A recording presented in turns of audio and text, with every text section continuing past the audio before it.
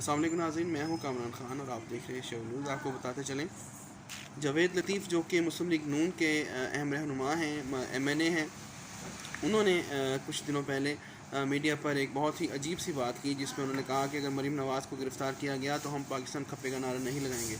اس پر بہت زیادہ رسپانس دیا گیا، ریاستی اداروں کی جانب سے انہیں گرفتار بھی کیا گیا۔ انہوں نے لاہور ہائی کورٹ سے اپیل کی اور ان کی ضمانت دی گئی، لیکن آج وہ ضمانت خارج کر دی گئی سیشن کورٹ میں، جس کے بعد انہیں سگیاں پل سے CIA پولیس نے گرفتار کیا۔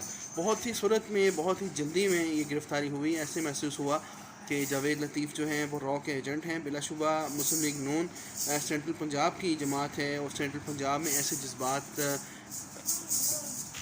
اسٹیبلشمنٹ کو سوٹ نہیں کرتے، اسی وجہ سے ان کی گرفتاری کی گئی جاوید لطیف کی۔